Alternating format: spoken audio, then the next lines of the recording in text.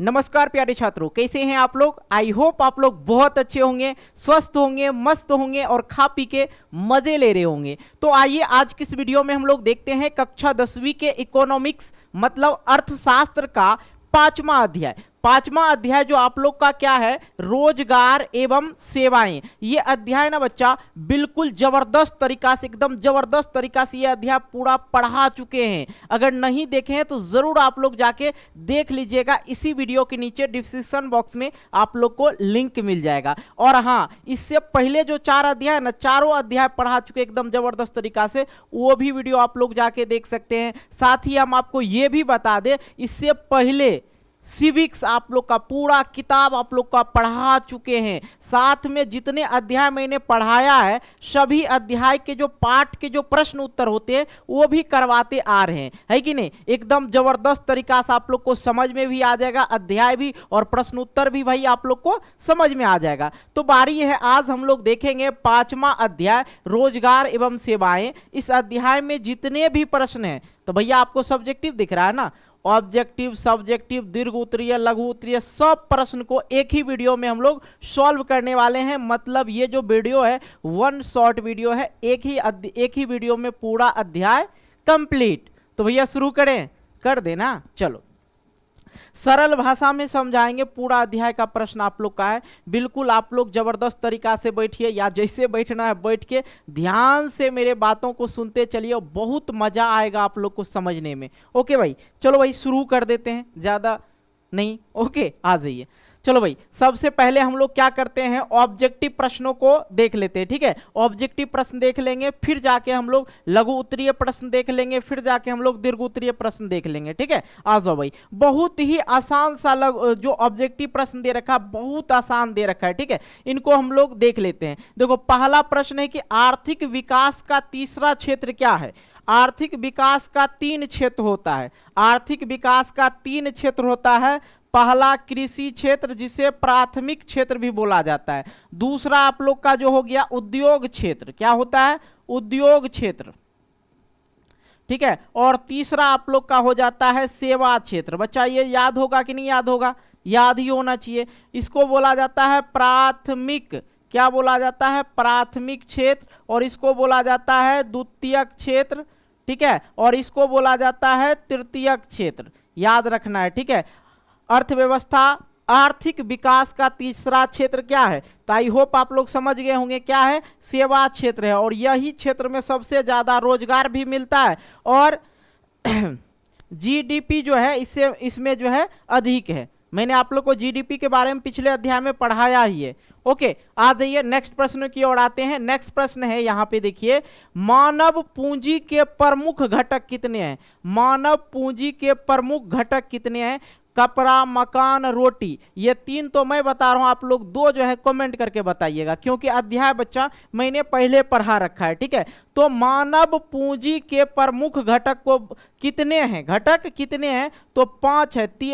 3 मैं ही बता दिया आपको, कपड़ा, रोटी, मकान, ये 3 बता दिए। 2 और होता है, 2 आप लोग बताइएगा। ओके, आइए अगले प्रश्न की ओर आते हैं। अगला प्रश्न है, बीमारू राज्य नहीं है। देखो बच्चा, जब भी प्रश्न आप करने जाओगे ना बोर्ड एग्जाम में ना, तो ध्यान से पूरे क्वेश्चन को पढ़ना है। मैं एक बार फंस गया था 10th में, यहाँ पे नहीं वाला चीज नहीं देखा, फट से मार दिया बिहार।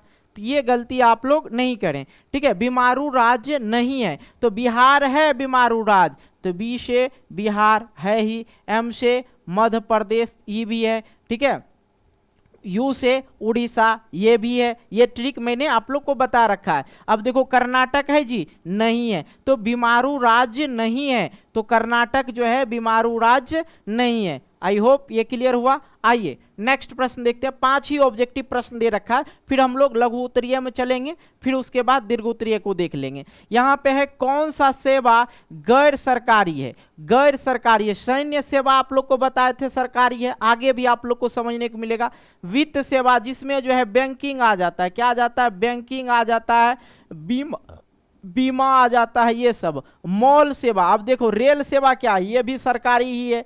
ठीक है। मॉल सेवा, जो आप लोग कपड़ा वगैरह खरीदने के लिए जाते हैं, वो सरकार द्वारा नहीं होता, वो क्या होता है, गैर सरकारी को होता है, मतलब प्राइवेट होता है। ओके, आइए, तो इसका राइट आंसर क्या हो जाएगा, गो हो जाएगा। क्या काहे की कह रहा है, कौन सी, गैर सरकारी है। ओके, आइए, ऊर्जा के मुख्य स्रोत क्या है। ऊर्जा का मुख्य स्रोत मैंने आप लोग को बता रखा है कि कोयला भी है, पेट्रोलियम भी है, विद्युत भी है। तो इनमें से सभी वाला ऑप्शन देखिए और फट से टिक मार दीजिए, कोई दिक्कत। और मैं हमेशा हर साल आप लोग को एक उपदेश जरूर देता हूं इनमें से सभी वाले के प्रश्न के लिए, ऑल ऑफ दीज वाले के लिए, कि जब भी इनमें से सभी देखे तो 99% जो है सही ही रहता है। क्या रहता है, सही ही रहता है। ओके, आइए, पांचवा प्रश्न हो गया जी, 5 गो ऑब्जेक्टिव समझ में आ गया। आइए ना अब सब्जेक्टिव प्रश्न देखते हैं। सब्जेक्टिव प्रश्न में देखिए क्या दे रखा है कि आउटसोर्सिंग किसे कहते हैं। आउटसोर्सिंग किसे कहते हैं, मैंने आप लोग को बताया था बहुराष्ट्रीय कंपनी जो है, बहुत सारी बहुराष्ट्रीय कंपनी है। इंडिया की कंपनी है तो वो विदेश में भी जाके अपनी माल को बेचता है, और विदेश की जो कंपनी है इंडिया में भी आके अपना माल बेचता है, लेकिन उसका अस्तित्व उसी का रहता, मालिकाना हक किसका रहता, विदेश वाली कंपनी का। बाकी टैक्स वगैरह देते ही हैं, तो उसी चीज से है। यहाँ पे समझिएगा, जब बहुराष्ट्रीय कंपनी या अन्य कंपनी संबंधित नियमित सेवाएं एवं स्वयं अपनी कंपनियों के बजाय किसी बाहरी या विदेशी स्रोत या संस्था या समूह से प्राप्त करती है, उसे ही बाह्य स्रोती कहते हैं या आउटसोर्सिंग कहा जाता है कि नहीं। अब यहाँ पे देखो, बहुत सारे बच्चे कहेंगे बहुराष्ट्रीय कंपनी क्या है, हालांकि प्रश्न का आंसर यहीं तक आप लोग को लिखना है। तो मैं आप लोग को जानकारी के लिए बता दूं, और जो मैं करवा रहा था ना प्रश्न, सेम उसी प्रकार से वही पेज को लिए हैं। जो बच्चा देखे होंगे उनको याद होगा, वही पेज हम यहाँ पे पेस्ट कर दे। इसलिए मैं आप लोग को बोलता हूँ अध्याय वाला वीडियो देखा ही कीजिए। ओके, तो बहुराष्ट्रीय कंपनी क्या है, तो बहुराष्ट्रीय कंपनी वह है जो एक से अधिक देशों में उत्पादन एवं नियंत्रण का स्वामित्व, स्वामित्व का मतलब होता है मालिकाना, ठीक है, मालिकाना हक, ठीक है, स्वामित्व रखता है। जैसे फोर्ड मोटर्स हो गया, सैमसंग हो गया, कोका कोला हो गया, ठीक है, टाटा मोटर्स हो गया, ये सब जो है बहुराष्ट्रीय कंपनी है। जो बहुराष्ट्रीय कंपनी है सभी जगह है। मान लिया जाए भारत की कुछ ऐसी प्रोडक्ट है जो चाइना में भी चलता है, अमेरिका में भी चलता है, और अमेरिका और चाइना का प्रोडक्ट भारत के अंतर्गत भी चलता है, लेकिन स्वामित्व किसका रहता है, वही कंपनी का रहता है। लेकिन बाकी जगह पे जो है उससे संबंधित जो स्रोत वगैरह आता है वो हम लोग शेयर करते हैं, ठीक है, एक दूसरे से तालमेल होता है। उसी प्रकार से, समझ में आ रहा है जी, नहीं आ रहा है, अच्छा देखो भाई, कोई भी मान लिया जाए एक देश है, ठीक है, अब ये भारत में जो बन रहा, मान लो भारत में आलू है तो पाकिस्तान वाला भैया आलू चाहिए तो उसको दे रहे हैं ना, देते ही है। चाइना वाला को आलू चाहिए, देंगे ही। ये जो है एक दूसरे से तालमेल बैठा हुआ हर देश में जो है, वही बात है जो अन्य देश की कंपनी है और या अपने देश की कंपनी जो दूसरे देश में जाके क्या कर रही, बिजनेस कर रही, वही हो गया आपका आउटसोर्सिंग हो गया। क्लियर हुआ जी, इतना सरल भाषा बोल देता, अब तो समझ में आ जाना चाहिए। ओके, आइए दूसरा नंबर प्रश्न देखते हैं। सूचना प्रौद्योगिकी, ठीक है, इंफॉर्मेशन टेक्नोलॉजी से जुड़े 5 सेवा क्षेत्र का नाम बताएं, ठीक है। तो जिससे सूचना, इंफॉर्मेशन टेक्नोलॉजी का मतलब हो गया जानकारी प्राप्त होना, ठीक है, प्रौद्योगिक, सूचना प्रौद्योगिक मतलब जानकारी जिससे होता है, ठीक है, जिसमें जो जिस क्षेत्र में जो है वैसे क्षेत्र जो सेवा क्षेत्र में आता है। यहाँ पे क्या है, जुड़े 5 सेवा क्षेत्र का नाम बताएं, ठीक है। तो समझिएगा, कंप्यूटर सेवा जो हो गया, कंप्यूटर में हर एक तरह के लोग को काम मिल जाता है जिसको कंप्यूटर की नॉलेज होती है, तो ये सब हो गया।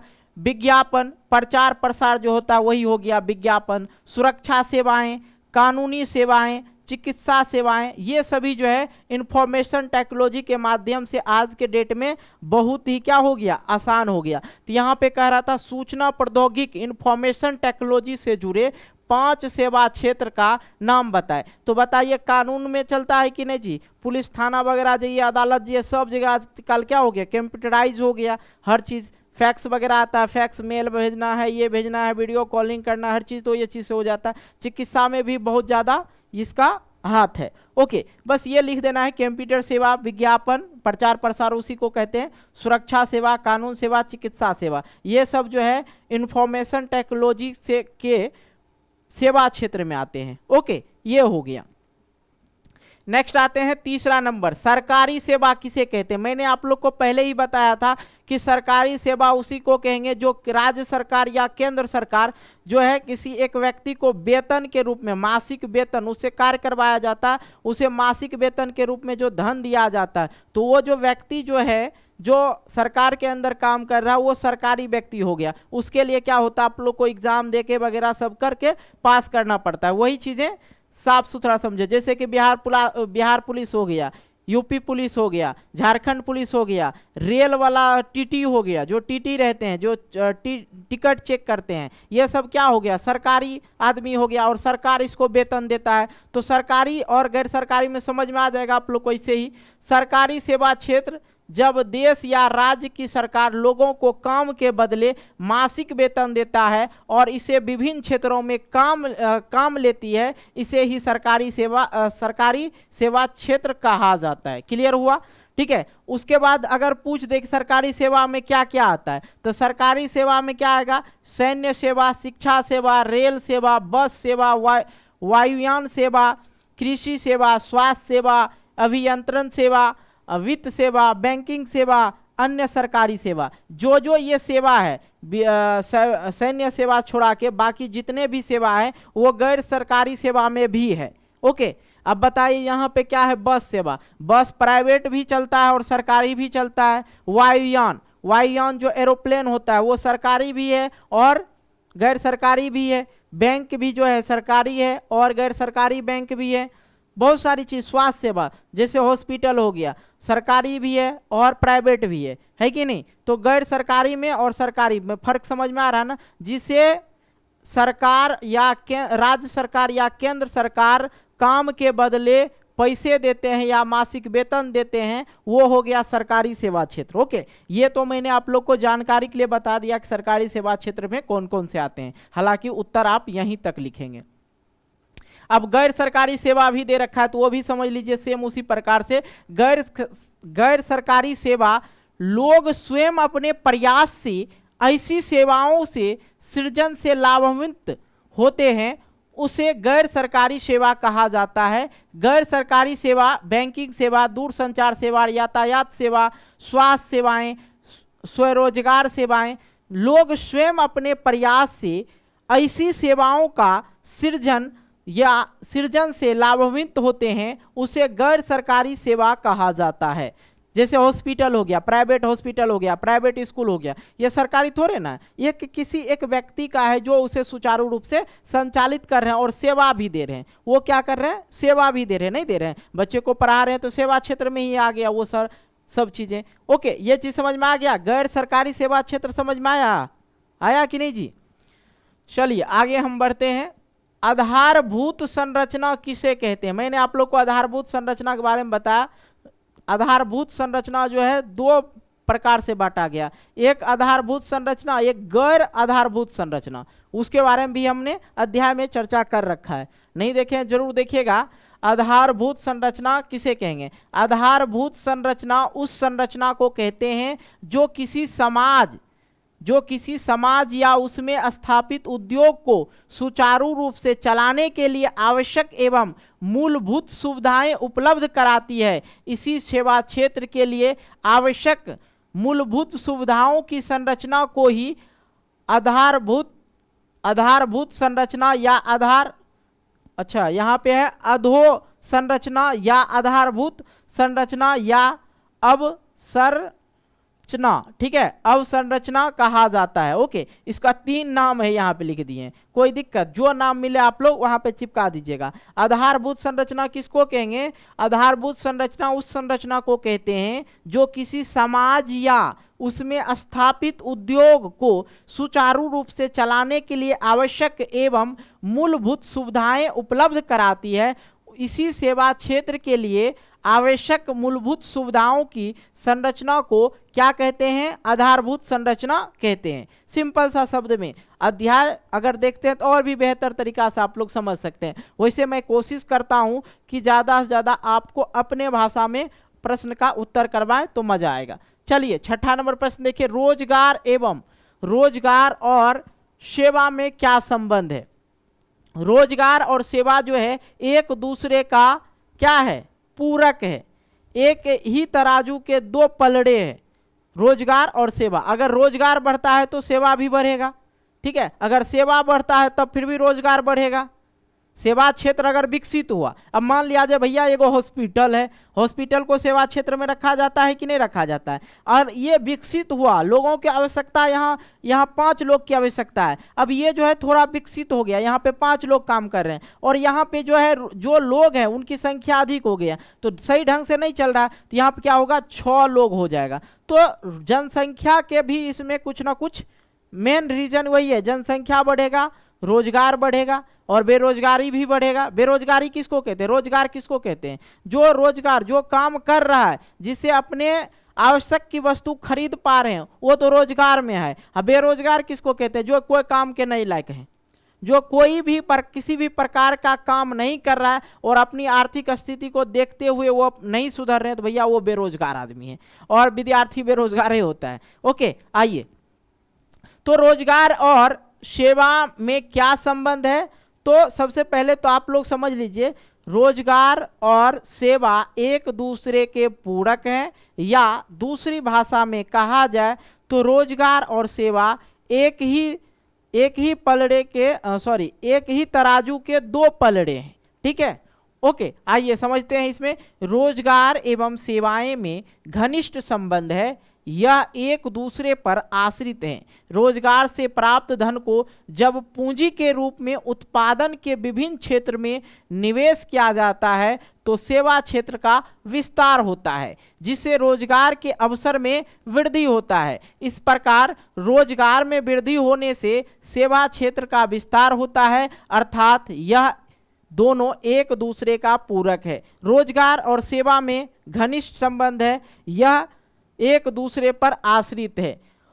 रोजगार से प्राप्त धन, अब मान लिया जाए हम एक रोजगार कर रहे हैं, अभी हम पढ़ा रहे हैं, ठीक है, मान लिए कि हम पढ़ा रहे हैं और हम यहाँ से धन अर्जित करके, और बहुत धन अर्जित कर लिए, इस प्रकार से धन अर्जित कर लिए, हम तो रोजगार किए थे, हम धन अर्जित करके अगर 10 लड़के को काम दे रहे हैं तो उसमें क्या हो गया, वो सेवा हो गया। वो क्या हो गया, सेवा हो गया, कि 10 लोग को फिर हम रोजगार दे रहे हैं, है कि नहीं, वो क्या हो गया, सेवा हो गया। सेम उसी प्रकार से रोजगार एवं सेवा में घनिष्ठ संबंध है, यह एक दूसरे पर आश्रित है। रोजगार से प्राप्त धन को जब पूंजी के रूप में उत्पादन के विभिन्न क्षेत्रों में निवेश किया जाता है तो सेवा क्षेत्र का विस्तार होता है, जिससे रोजगार में अवसर की वृद्धि होती है। इस प्रकार से रोजगार में वृद्धि होने से सेवा क्षेत्र में विस्तार होता है, अर्थात यह दोनों जो है एक दूसरे का पूरक है। तो 6ठा नंबर प्रश्न समझ गए। आइए अगले प्रश्न की ओर आते हैं। 7वां नंबर है आर्थिक संरचनाएं क्या है। आर्थिक संरचनाएं क्या है, इसको समझ लीजिए। आर्थिक आधारभूत संरचनाएं प्रत्यक्ष रूप से उत्पादन एवं लोगों की खुशहाली में वृद्धि करती है। आर्थिक विकास के सभी क्षेत्र से इनका प्रत्यक्ष संबंध होता है। जिस देश में जितनी अधिक आर्थिक संरचनाएं विकसित होती है, वह देश उतना ही विकसित और उतनी ही तेजी रफ्तार से क्या होती है, विकसित होती है।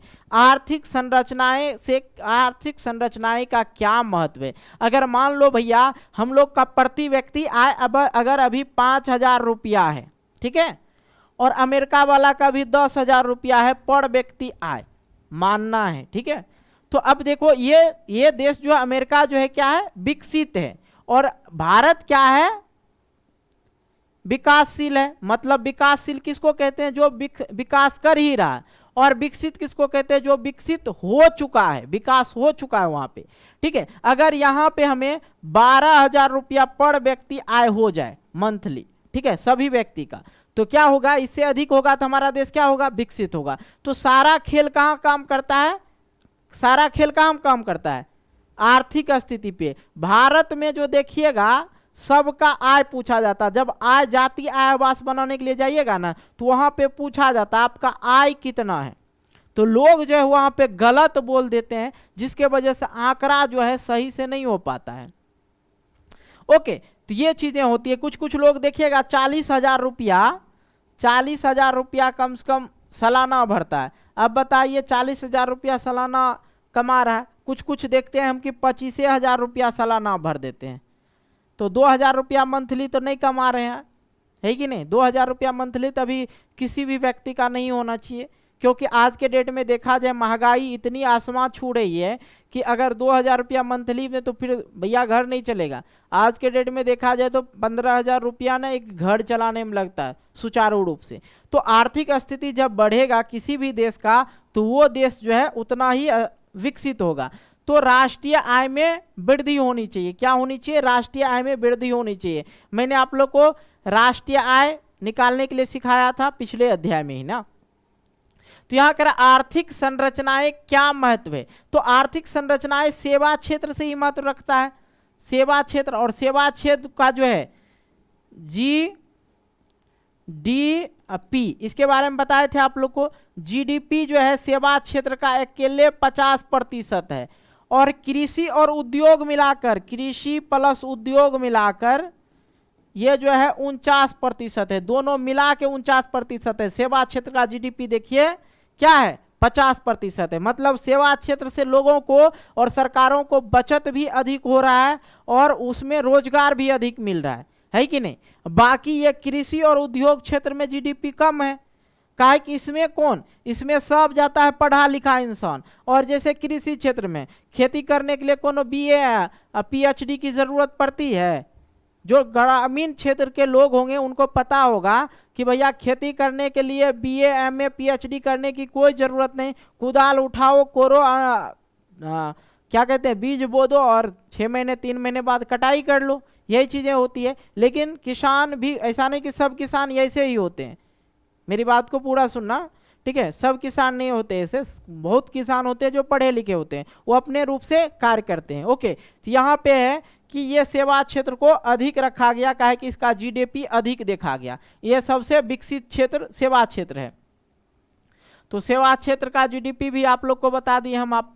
अब देखिए, आर्थिक आधारभूत संरचनाएं प्रत्यक्ष रूप से उत्पादन एवं लोगों की खुशहाली में वृद्धि करती है। आर्थिक विकास के सभी क्षेत्र में इनका प्रत्यक्ष संबंध होता है। जिस देश में जितनी अधिक आर्थिक संरचनाएं होती है, विकसित होता है, वह देश विकास की उतनी ही तेजी रफ्तार से दौड़ता है। ओके, उतनी ही तेज रफ्तार से दौड़ता है। ये चीज समझ में आ गया। आइए 8वां नंबर प्रश्न है, मंदी का असर भारत में क्या पड़ा। ठीक है, मंदी का असर भारत में क्या पड़ा, ये आपके अध्याय में भी दे रखा था, मंदी के बारे में पढ़ाए थे। तो भारत पे कुछ ज्यादा फर्क नहीं पड़ा था। सिर्फ बिहार जो अपना बिहार है उस पे हल्का प्रभाव देखने को मिला था मंदी से। ऐसा क्यों सर? भारत का आधारभूत संरचना कमजोर होने के बावजूद भी वर्तमान मंदी का असर कम पड़ा, क्योंकि यहाँ की पूंजी बाजार काफी मजबूत अवस्था में है। यहाँ के इंजीनियर आज भी आउटसोर्सिंग में लगे हुए हैं। यहाँ के जो इंजीनियर हैं वो आउटसोर्सिंग में लगे हैं। विदेश में जो है अपना अपना कंपनी और विदेश में जाके कमाना, ये सब क्या आउटसोर्सिंग हो गया। ठीक है, आउटसोर्सिंग में लगे हुए हैं। खास करके भारत के बेंगलोर, ठीक है, बेंगलोर जैसे शहर, ठीक, जो सूचना प्रौद्योगिकी विश्व के अग्रणी सूचना प्रौद्योगिकी में से आ रहे हैं। इसका असर जो है थोड़ा बिहार में देखने को पड़ा था, मंदी का असर।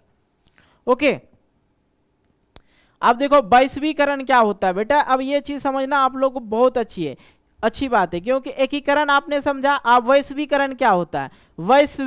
वैश्वी मतलब पूरे विश्व की अगर बात करें, एक देश जो है दूसरे देश से तालमेल रखता है। इसलिए तालमेल रखता है, कुछ चीज़ें जो है अमेरिका में नहीं बनता तो भारत से ले जाता है। कुछ चीज़ें पाकिस्तान में अगर पाकिस्तान में बनता और भारत में नहीं बनता तो हम उससे यहाँ पे ले लेते हैं, उससे खरीद लेते हैं। उसके बदले में उसे पैसा या उसके बदले में जो यहाँ बनती है उस प्रोडक्ट को हम वहाँ पे सेल करते थे। एक दूसरे से क्या है, ये तालमेल रहना भी ज़रूरी है कि नहीं जी। नूडल्स जो हम लोग खाते हैं यहाँ क्या है बताइए तो। नूडल्स जो चाउमीन बर्गर क्या वगैरह वगैरह सब जो है फास्ट फूड, वो सब चाइनीज है। ठीक है, ज़्यादा वो चाइनीज ही है। तो एक देश से दूसरे देश को कनेक्ट करना या समझौता करना, तालमेल करना क्या कहलाता है? वैश्वीकरण कहलाता है। तो वैश्वीकरण से सेवा क्षेत्र का विस्तार हुआ है। वैश्वीकरण के परिणाम स्वरूप विश्व के विभिन्न अर्थव्यवस्थाओं को आपस में जोड़ने से लोगों को एक देश से दूसरे देश में जाकर रोजगार प्राप्त करने का खुला अवसर मिला, जिससे सेवा क्षेत्र का भी काफी विस्तार हुआ। अतः वैश्वीकरण सेवा क्षेत्र पर सकारात्मक प्रभाव पड़ा। ओके, वैश्वीकरण का प्रभाव सेवा क्षेत्र पर क्या पड़ा, तो आप लोग इस प्रकार से लिख देंगे। ओके, तो भैया अब जो है लघु उत्तरीय प्रश्न भी करवा दिए हैं। अब आते हैं हम लोग दीर्घ उत्तरीय प्रश्न में। ये 5 प्रश्न है, बिल्कुल आसान तरीका समझ जाइए। यहाँ पे कह रहा है सेवा क्षेत्र पर एक संक्षिप्त लेख लिखें। तो भैया ये दे रखा है, तो अब हम आपको सेवा के बारे में इतना बात बता ही दिए तो आप समझ ही सकते हैं, है कि नहीं।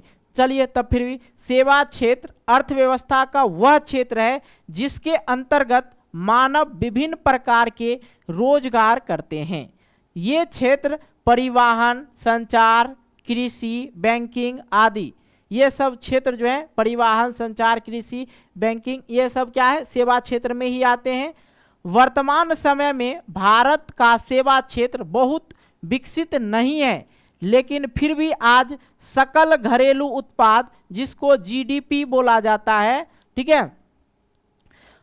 उत्पाद में सेवा क्षेत्र का सबसे अधिक योगदान रहता है। क्योंकि ये दीर्घ उत्तरीय प्रश्न है तो इसमें और भी लिखना है हमें।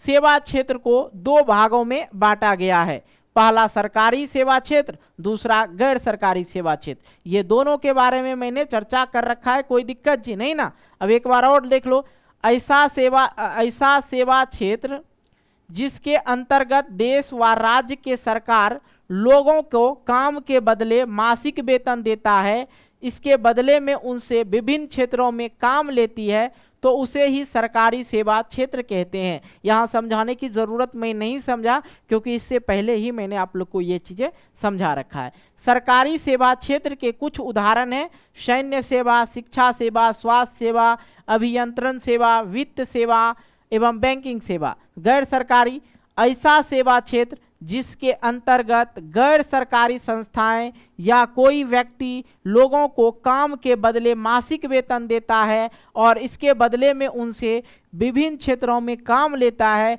इसे गैर सरकारी सेवा क्षेत्र कहा जाता है। गैर सरकारी सेवा क्षेत्र के उदाहरण हैं बैंकिंग सेवाएं, दूरसंचार सेवाएं, यातायात सेवाएं या स्वास्थ्य सेवाएं। ये सब चीज़ क्या है, गैर सरकारी। सरकारी में क्या होता है, सरकार वेतन देता है, और गैर सरकारी में कोई एक व्यक्ति जो है जो सुचारू रूप से अपना उद्योग हो या मॉल हो या बैंक हो जो चला रहा, वो जितने स्टाफ वगैरह रखेंगे, जितने व्यक्ति को वहाँ काम पे रखेंगे, उनको वेतन देता है। यही है सरकारी और गैर सरकारी में अंतर।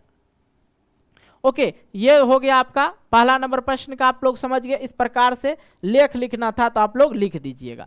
आइए अगला प्रश्न है दूसरा नंबर कि विश्व के लिए भारत सेवा प्रदाता के रूप में किस तरह जाना जाता है, उदाहरण सहित लिखें।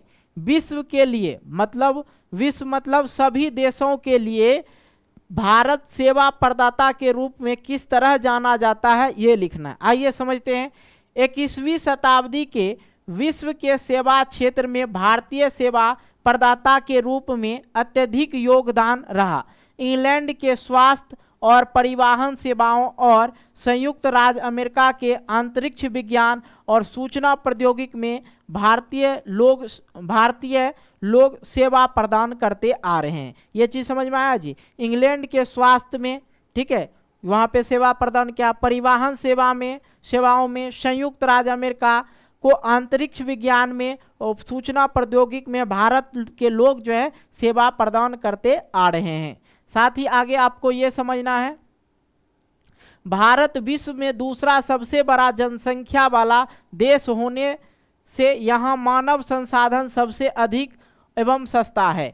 भारत में मानव संसाधन अधिक एवं सस्ता होने के कारण कई विदेशी बहुराष्ट्रीय कंपनी यहाँ आकर कारखाना खोल रहे हैं। इन कारखानों में भारतीय लोग सेवा प्रदाता के रूप में सेवा प्रदान करते हैं। जैसे कोका कोला हो गया, सैमसंग हो गया, ये सब जो है यहाँ पे आके अपना काम चलाते हैं, लेकिन हम लोग उसमें सेवा देते हैं, काम करते हैं, हम लोग को रोजगार भी मिल जाता है, पैसा भी मिल जाता है और यहाँ पे उस चीज़ की उपयोगिता भी होती है।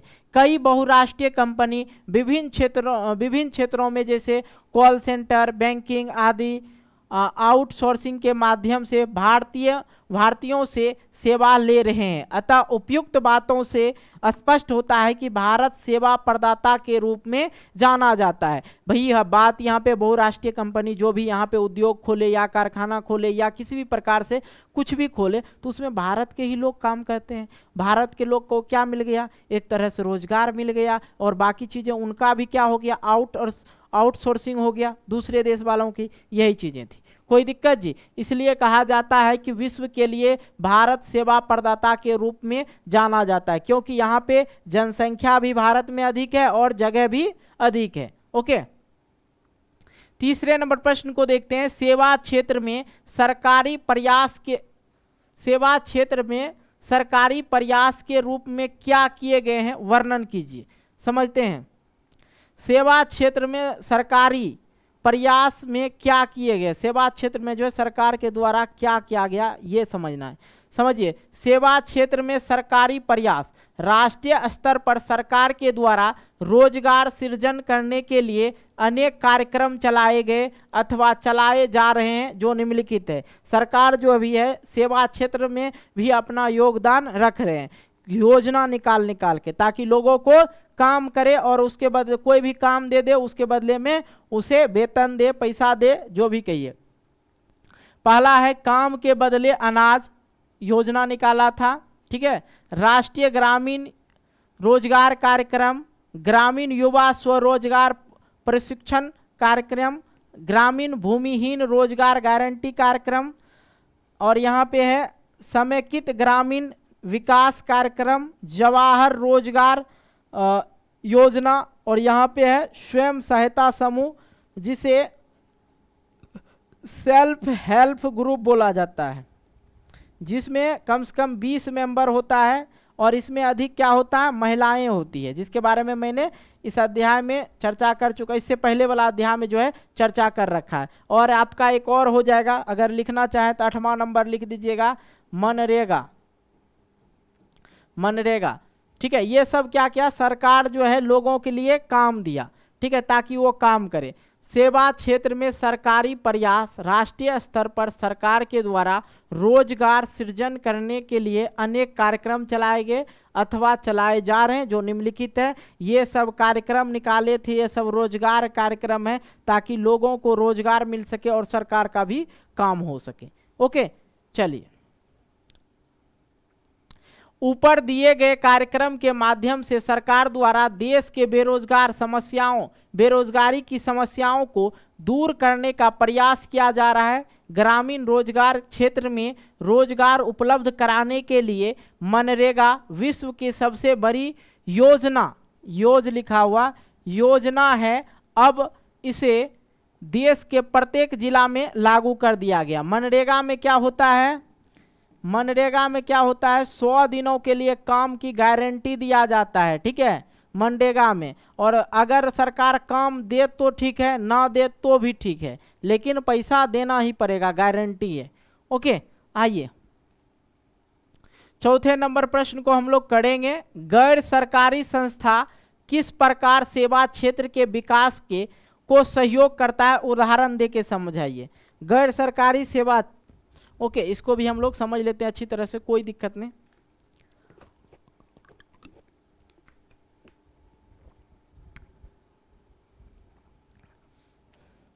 आइए समझते हैं। गैर सरकारी और सरकारी दोनों मिलता जुलता है कि नहीं जी?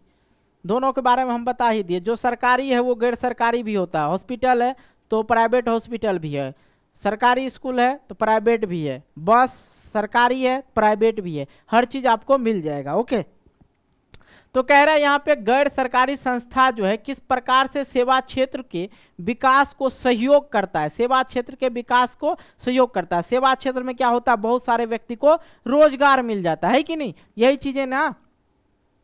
चलिए उत्तर समझिए। कुछ सेवा क्षेत्र इतना बड़ा है कि सरकार इसे अकेला चलाने में सक्षम नहीं है। ऐसे सेवा क्षेत्रों को चलाने के लिए सरकार गैर सरकारी संस्थाओं की सहायता लेती है। ऐसे में गैर सरकारी संस्थाएं सरकार के विभिन्न कार्यक्रमों को चलाते हैं और रोजगार का सृजन कर सेवा क्षेत्र के विकास में सहयोग करते हैं। इसके अंतर्गत आने वाले प्रमुख क्षेत्र हैं बैंकिंग सेवा क्षेत्र, दूर संचार सेवा क्षेत्र, यातायात सेवा आदि। इस प्रकार की सेवाएं रोजगार सृजन कराती है। इस समय क्या होता है, बैंक में क्या लोग काम करेगा, बैंक किसी का भी हो, कोई भी कंपनी का होगा, बैंक बहुत बड़ी चीजें हैं, बहुत बड़ी उनकी शाखाएं हैं, जिसमें जो है बहुत सारे आदमी को क्या मिल जाता है, रोजगार भी मिल जाता है। ओके, आइए और भी देख लेते हैं। अंतिम प्रश्न है 5वां नंबर प्रश्न, वर्तमान आर्थिक मंदी का प्रभाव भारत के सेवा क्षेत्र पर क्या पड़ा। वही प्रश्न है, दोबारा समझ लेते हैं। आर्थिक मंदी का प्रभाव अधिकांश भागों में, ठीक है, आर्थिक मंदी का प्रभाव अधिकांश भागों अथवा देशों के सेवा क्षेत्र पर अधिक पड़ा, लेकिन भारत एक कृषि प्रधान देश होने के कारण यहाँ के सेवा क्षेत्र पर वर्तमान मंदी का प्रभाव नहीं पड़ा। ओके, मंदी किसको कहते हैं, जब बचत रुपया आपका जाने लगे। अब मान लिया जब हमारा काम नहीं चल रहा, जो सेविंग है वो खत्म होने लगेगा, काम नहीं चल रहा है तो पैसा नहीं आएगा, और पैसा नहीं आएगा तो क्या होगा, जो बचा कर रखे तो वो भी खर्चा होगा, है कि नहीं। वही होता है मंदी। तो कृषि में क्या मंदी होगा भाई, अन्न तो लेना ही होगा, अन्न लीजिएगा ना, अन्न के बिना कोनो काम नहीं। ओके, चाहे आप पैसा कमाइए या नहीं कमाइए, नहीं खाइएगा मर जाइएगा। भारत का पूंजी बाजार काफी मजबूत अवस्था में है और यहाँ के इंजीनियर आज भी दूसरे देशों में अपने आप को लोहा मनवा रहे हैं। ठीक है, भारत के बेंगलोर जैसे शहर में सूचना प्रौद्योगिकी विश्व के अग्रणी सूचना प्रौद्योगिकी की श्रेणी में आ रहे हैं।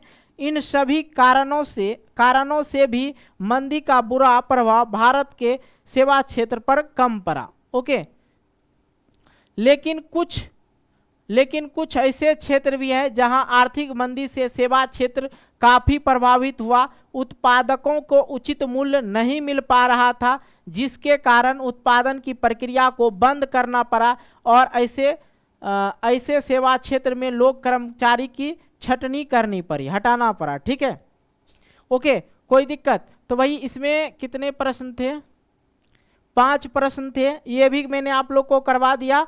और इधर जो था, इधर आप लोग का कितना प्रश्न था, 9 प्रश्न लघु उत्तरीय था, आप लोग का करवा दिए। 5 ऑब्जेक्टिव प्रश्न था, वो भी करवा दिए।